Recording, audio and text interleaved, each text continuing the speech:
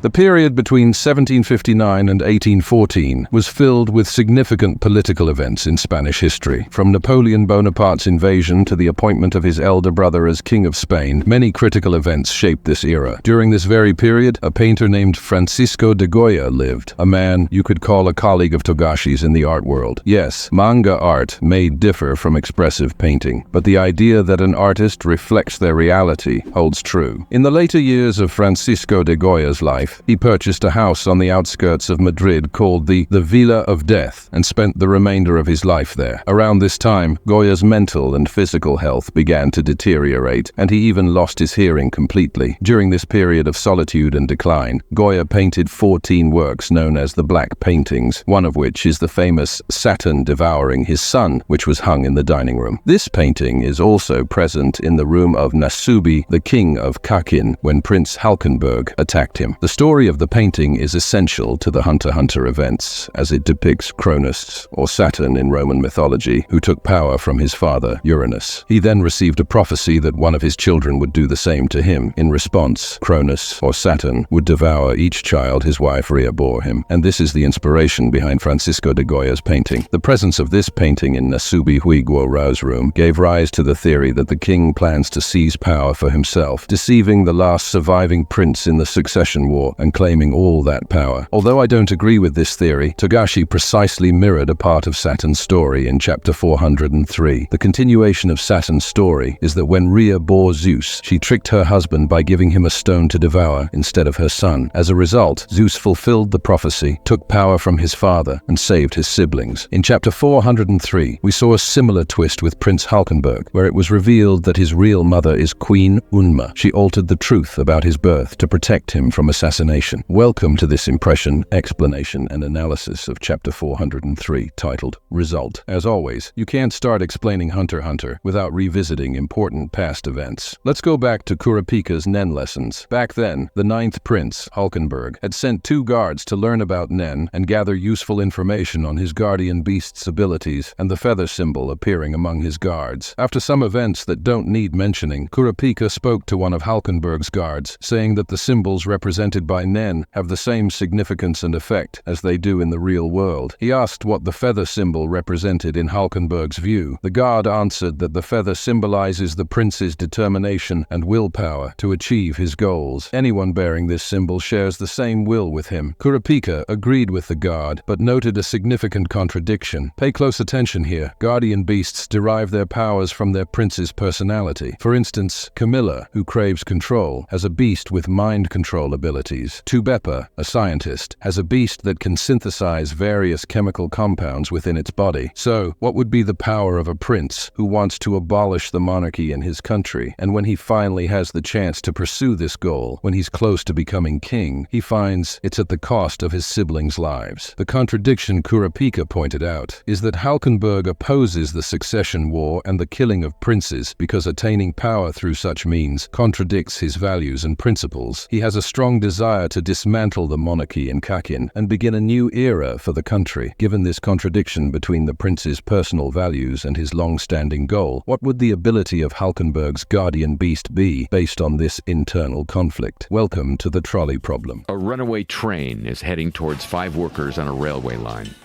There's no way of warning them, but you're standing near a lever that operates some points. Switch the points, and the train goes down a spur. Trouble is, there's another worker on that bit of track too, but it's 1 fatality instead of 5. Should you do that? Many people think the right thing to do would be to switch the points, to sacrifice 1 to save 5, since that produces the best outcome possible. Now imagine the train heading for the workers again. This time it can only be stopped by pushing a very large man off a bridge. His great bulk would stop the train, but he'd die.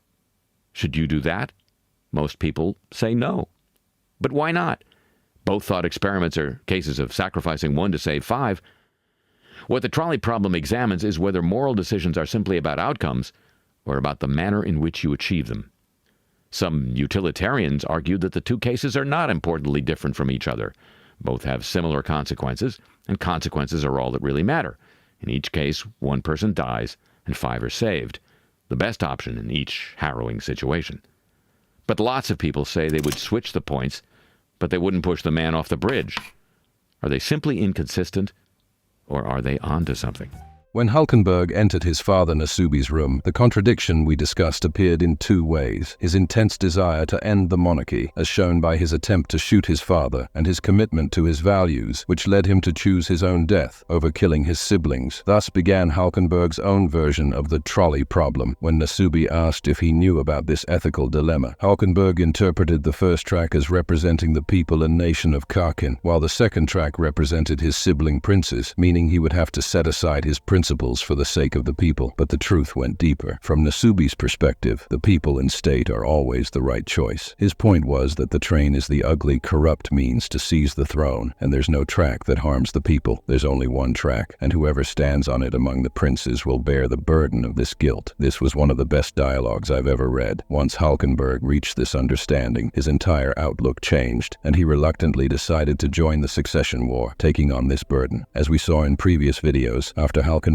took control of the bodies of the first prince's guards, Shikaku and Vict, Balsamilko decided to report him to the judicial branch and eliminate Hulkenberg with a viral weapon during the trial, where he will act as the lawyer. This plan was fairly solid, but it failed for two main reasons. First, Balsamilko and Benjamin assumed Hulkenberg's power was forced manipulation, leading them to believe his ability involved controlling the victim's consciousness, not switching bodies. Second, they thought Hulkenberg needed his guards to activate his power, when in fact, he only needs allies who share his will, whether they're his guards or not. Now let's go through the events of this chapter. The chapter starts an hour and a half before Tsariadnish's appearance, and half an hour before Kacho informs Senritsu about her bite mark from the previous chapter. We see Balsamilko entering the second layer where the trial will take place. Upon arrival, he notices that Hulkenberg's soldiers are absent. His guards are being monitored in the VIP area, and other guards expected to be present in this layer were sent to lower floors due to Ms. Eistem's reorganization of the military in response to Morena's actions. Balsamilko states there's no way for the prince to avoid being infected by the viral weapon, as Balsamilko will be close enough to infect him in court. He notes there's a 2% chance the virus could spread to the judge and other lawyers, and even if it led to a viral outbreak, that would justify martial law. As he moves down a hallway toward the court, he notices three strangers, one of whom is typing on a computer. He then senses someone behind him and turns to see Vict, whom he had sent to Hulkenberg's room in chapter 388. When he asks what's happening, Vict uses military sign language to inform Balsamilko that he has discovered the secret of Hulkenberg's ability. Meanwhile, the person at the computer mirrors the same signals, indicating they are distracting Balsamilko while communicating with whoever is controlling Vict's body. Down the hallway, we see Prince Hulkenberg with several others, calculating his distance from Balsamilko to ensure he can target and take over his body. Hulkenberg successfully takes over Balsamilko's body, stripping the first prince of a significant asset. We'll explain Hulkenberg's ability and his purpose in taking control of Balsamilko's body in the next video, covering chapter 404. But for now, let's analyze a few crucial points. Firstly, did Balsamilko do anything before being hit by the arrow? It's true his viral weapon is unlikely to be activated due to various reasons, including the fact that the virus only remains active in the air for 30 seconds. Additionally, Hulkenberg, now in Balsamilko's body, would sense the device used to release it. Still, there's a slight chance Balsamilko activated his power before being hit by the arrow. Hulkenberg's distraction using Victor's body may have been enough, though this remains speculative. Secondly, let's examine Hulkenberg's supporters. Balsamilko's plan was to separate the ninth prince from his guards to prevent him from using his ability, but Hulkenberg found allies on the second layer who share his beliefs, allowing him to outmaneuver the first prince. When Kurapika first met Queen Oito, she mentioned that Hulkenberg had attracted many followers due to his opposition to the monarchy and desire to reform the state. So it's no surprise that Hulkenberg quickly found allies on the second layer. Even Queen Oito stated that Hulkenberg has a dedicated team to investigate supporters whose sole job is to keep assassins and false supporters away. All of this makes sense regarding Hulkenberg's supporters, whom we saw with him when he launched his arrow. In the following pages, Hulkenberg holds a meeting with 10 of these supporters. His mother, Queen Unma, also plays a role in this plan, which we'll discuss shortly. Thirdly, let's focus on Vict's body and its presence in the second layer. Hulkenberg likely likely anticipated Balsamico's actions the moment he took control of Vic's body, ordering him to hide on the second layer. If Vic had entered the second layer during the trial, the first prince would have noticed, as the military is responsible for monitoring the hallways. In simpler terms, Halkenberg knew Balsamico would report him to the judiciary and attempt to assassinate him during the trial. He also anticipated that the judiciary would investigate the fainting incidents, as we saw with the characters Wario and Kaiser, right from the moment he took control of Vic's body. The following pages shift to Prince Benjamin, who receives a report that the trial has been postponed at the request of both the prosecution and the defense. The prosecution, represented by Balsamico, cited equipment issues, though the judge rejected this request. Meanwhile, the defense, represented by Halkenberg, requested a delay due to the defendant's deteriorating condition, which the judge accepted pending his recovery. Initially confused by the situation, Benjamin remembers that he heard the distinctive vibration associated with Halkenberg's arrow ability just before the trial was postponed, leading him to deduce that Halkenberg had at least taken control of Balsamico. However, he cannot understand why Halkenberg collapsed afterward, or how he could use his ability without his guards. Even if Balsamico had successfully infected Halkenberg with the viral weapon, the symptoms would not appear immediately. Therefore, Halkenberg's collapse was not caused by the virus. After learning that Halkenberg's ability can be activated through his supporters, not just his guards, Benjamin grows almost certain that his right-hand man, Balsamico, has fallen under Halkenberg's control. Halkenberg then contacts Benjamin, using Balsamico's body, and tries to deceive him by claiming he avoided Halkenberg's attack and that Halkenberg collapsed due to strain from using his power. He adds that he is aware of Benjamin's suspicions after hearing the distinctive vibration, but he will clear these suspicions by completing his mission, going to the clinic where Halkenberg is recovering and releasing the viral weapon. He promises not to return to the first layer until he finishes his mission and kills Halkenberg. This call only increases Benjamin's doubts. He concludes that if Balsamico returns to the first layer without killing the ninth prince, he will accuse him of treason and attempted coup, enforcing martial law and executing both Halkenberg and Balsamico. I can only quote Balsamico's words about Prince Benjamin in chapter 363. He is often misunderstood due to his impulsiveness and tendency to take shortcuts to achieve his goals, yet fear has no place within him, and his logic is unparalleled. Once he has the necessary information, he can find the most logical and suitable decision. The willingness to sacrifice his right hand over even a small doubt has deepened my respect for the first prince. Many say he is nothing without Balsamico, but this chapter proved the opposite. Togashi continues to provide balanced and engaging strategic battles between the princes. Halkenberg's impressive move and ingenuity are captivating, yet Benjamin retains his strength and solidity. I must admit that these last 5 chapters have greatly exceeded my expectations, although the writer hasn't focused on Kurapika, instead giving us scenes with Longi, Halkenberg, Kaiser, and Hisoka. The level of events and storytelling has reached another level. In recent years, we've seen many good works, but they either decline in quality or their authors falter at a certain point. Togashi, however, sharpens his pen further with each new arc, like a sword becoming keener with every use. Managing such a large cast of characters, organizing them, and guiding them as if conducting a massive orchestra truly makes you respect the author even more. Returning to the events, while Benjamin is reflecting on everything mentioned earlier, he recalls Balsamico's words in chapter 388, when he said, "The winner in a fight between manipulators is the one who makes the first move." This is a clear hint that Balsamico is a manipulator. Although the chance he used his ability before getting hit by the arrow is slim, focusing on this power in upcoming chapters is essential. Furthermore, the phrase, "the first to act wins," feels like a message from Togashi himself. In any case, the prince calls one of his guards and informs him of the current situation. Balsamico has been attacked by the ninth prince, and they must remain highly vigilant until they confirm the validity of the situation. He also issues an order to enforce martial law if Balsamico leaves the Ministry of Justice building, and he ensures this message reaches the second and third layers in preparation for martial law, meaning Meiseisten, who commands the army in the lower layers, will also be informed of this. As I mentioned earlier, the only thing that might warrant martial law is what Marina is stirring in the lower floors. If the flames of the mafia conflict reach the first floor and the first prince learns of it, it will be his lucky day. In chapter 394, one of Tseriadnik's friends said that if anything threatens the survival of the mafia families, there will be a war between the Kakin state and the United Mafia. Given that the mafia controls the lower floors, which are the most densely populated, they could enlist civilians and outnumber the Kakin army several times over. This information is also crucial if it reaches the first prince, as it could prevent him from enforcing martial law if there's a chance of a mafia uprising, with the majority on their side. Chapter by chapter, my suspicions grow regarding Morena and her main objective behind this rebellion at this particular time. Returning to the events, we discover that the timing of Benjamin's cautionary order about Balsamico coincides exactly with Fujitsu and Kaiser arriving at his quarters to deliver the message, which is why he ends up discussing martial law with Kaiser. Here, Benjamin says something important at the moment Kaiser enters. Even if the martial law is implemented now and he controls the three powers we mentioned in the previous video, when he becomes king, the system must return to what it was. Therefore, Benjamin needs to maintain his relationships with the judicial section and build a bridge for important communication. We see that the message he received from Cacho contains shocking information that Togashi surprised us with in this chapter. Queen Unma, who is supposed to be the mother of Benjamin and Tsarednich, is actually the real mother of Halkenberg. As we mentioned in the story of Saturn, his wife Rhea hid her son Zeus and gave a stone to her husband Saturn to eat. However, in the story of Halkenberg and Unma, we do not know exactly the reason behind hiding this truth and the change in the order of the princes. The message mentioned that the reason for this is to protect Prince Halkenberg from assassination. But how can this be possible by falsifying this truth? What is the link between this and that? The message even stated that one of the reasons for falsifying Halkenberg's birth is Queen Unma's support for Prince Halkenberg from behind the scenes. I find this statement completely incorrect, and I see that the queen is somewhat neutral. Even if she provided support for her son in this chapter, the reason behind my belief is that this queen is 99% using Nen, like the second queen. If she really supported the ninth prince, she would have informed him about Nen before this. There is a strong possibility that Beyond has a connection to this. While I doubt he has a son among the princes, my prediction may be wrong, and Halkenberg could indeed be a son of Beyond Netero. Now, let's return to Halkenberg's contact with his mother, Unma. The communication was somewhat ambiguous, but it is most likely, as we mentioned earlier, that the queen had a helping hand in Halkenberg, gaining allies in the second layer. I want to focus on two things in this contact. The first is the child present in the queen's room. I do not know who he is. Is he another son of Unma, or just the son of some maid? I will not give any opinion on this matter. It could simply be something unrelated to the story, or it could be similar to the Zoldyck situation when we first saw Luca and learned that the Zoldicks had another hidden child before his appearance. The second thing I would like to focus on, and it is important for you to understand, is the relationship between the first queen, Unma, and the second queen. In chapter 366, when Kurapika went to Prince Churai's room for the first time, he was guarded by one of the guards of the second queen, known as Slacker. At that moment, Slacker said an important statement, that the soldiers of the first and second queens have the duty to watch and spy on the princes below them, and that there is cooperation between them to achieve a common interest. All the credit goes to the second queen,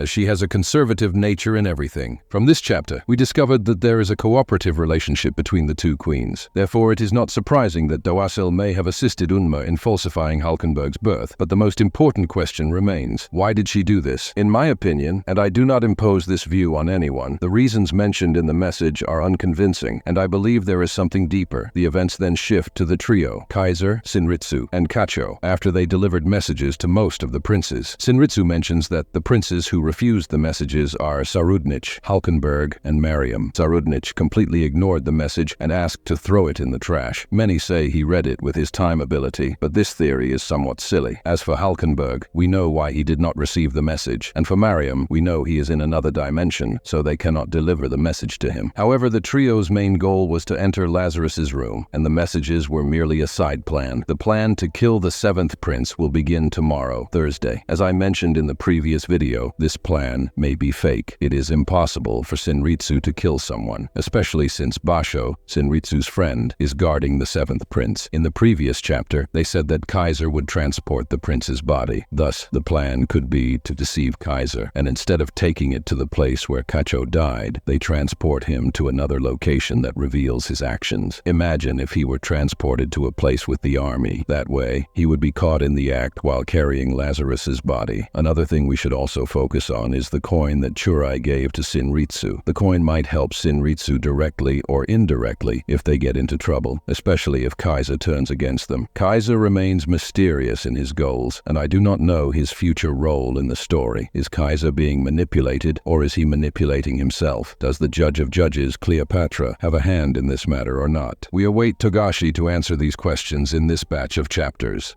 The events then shift to Princess Wabel's room.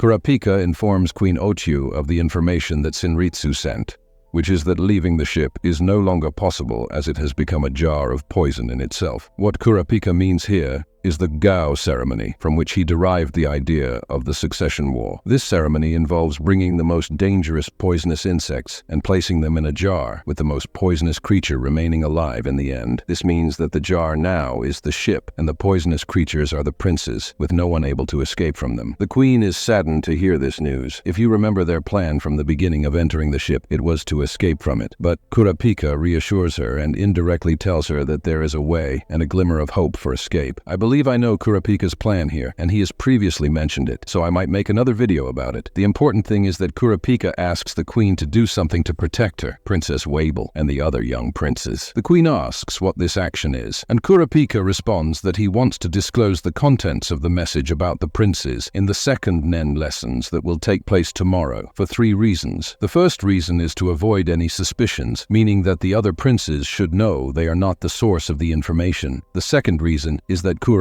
wants to share what Princess Kacho wrote from her feelings in an attempt to curb the succession war. The third reason is that if they announce early the leak of the message information, it may earn them favor with some princes, as some might fear the information being leaked. If you ask me for my opinion, these 3 reasons proposed by Kurapika seem somewhat trivial, especially the second reason. If we say that the first reason is to avoid suspicion, no one would suspect that the last queen and the youngest princess are the source of this important information. As for the second reason, it is somewhat foolish and does not relate to the atmosphere of the succession war. Kurapika already knows that Kacho is still manifested as a Nen beast. I don't know why I feel that Kurapika is hiding something from the queen or has other goals, but for now, it is enough to know that Kurapika and his team have become stronger, whether through alliances or because of the information they now possess. However, the second batch of NN lessons will be difficult for Kurapika due to the presence of the character who will curse Princess Wabel among Camelia's guards, as well as the presence of the silent majority. The events then shift to the room of the third prince, Churai. We see that he is still confused about understanding the ability of his Nen beast and has gathered his guards to try to comprehend this ability. Before we talk about these analyses, let me share my opinion about the third prince. Although he had the opportunity to be the first prince to ally with Kurapika, and his guards were also with Kurapika for most of the Nen lessons, he has the support of the mafia that uses Nen. Both the 5th princess and the 9th prince managed to achieve better results than him. So when he gathered his guards and began analyzing the coins, they could not come up with anything significant. One of his guards suggested a great idea, that the existence of 10 coins means that the Nen beast produces a coin every day, and the coin that changed its number to 10 today is the one that the Nen beast made on the first day. This means that the numbers on the coins change decimally, or double, every 10 days. This analysis is somewhat correct. Churai's guards, despite giving good analyses, clearly lacked the experience in understanding Nen. Thus, the third prince took a step he should have taken a long time ago, which is to summon Kurapika to his room and seek his help in understanding the ability of his Nen beast. But I want you to know 2 things. First, Togashi made a mistake in this frame and drew 8 coins instead of 7, which will be corrected later in the volume. The second thing is that the one who got the first coin is the guard of the first prince, and that coin was the first one to change its number to 10. In general, we will learn more details and focus on the ability of the third prince in chapter 404, and I apologize for the delay in posting the chapters. The events then shift to the most important part of the chapter. As we mentioned earlier, Halkenberg found allies within the second tier and the judiciary due to having a special committee whose sole mission is to identify friends from foes. Also, with the help of his mother, Queen Unma's connections, we now come to an important point. As we know, to acquire the feather that allows one to join Halkenberg's ability, you must faint from the beast at some point, just as Halkenberg's guards did when the prince returned from the banquet. The same thing happened to all those who supported Halkenberg in facing Basamiko, and of course these fainting incidents cannot pass without scrutiny, and the judiciary will suspect this. We learned that Halkenberg met with these supporters when he was detained, and to spare himself trouble, he informed the judiciary that these people would faint before meeting him. He gave a simple reason for this fainting because he knew that it would pose no harm. Halkenberg set had a small bait here, but the fish was much larger. Since Halkenberg knew that the fainting incidents would be investigated by the judiciary, he wanted to know if any of them might realize that the fainting was due to a Nen ability. Halkenberg wanted to find out if anyone used Nen within the judiciary. He enlisted the help of a person named Wario and gave him the order that if a person who knows about Nen interrogated him, he should tell him the complete truth about the plan to control Balsamico's body. And that person, as we saw, is Kaiser, who, as soon as he heard the plan from Wario, went directly to the room where the prince's body was being treated. Then we found that Halkenberg in Balsamico's body managed to deceive the first prince and falsify the truth about his injury from the viral weapon. What will Halkenberg's plan be? And how will the first prince react to this incident? In the next chapter, a large part of Halkenberg's plan will become clear, but the part related to Kaiser and the judiciary is not yet clear. However, although the latest events are focused on Hisoka, the spiders, and the mafia, I believe Togashi will return to the first tier and its events before the end of the 10 chapters. Thursday will be a day full of events and surprises. The plan to kill Lazarus will begin, Kurapika's second NEN lessons, and we will also see Halkenberg's funeral. I started following the Hunter x Hunter manga after the fight between Hisoka and Crollo. For me, the return of Hunter x Hunter in this arc is undoubtedly the best. There are no battles, and no princes have died, yet the events are very good and shocking. In the upcoming chapters, we will see part of Halkenberg's plan, some information about the third prince's ability, and the appearance of Hisoka and Morena's plan.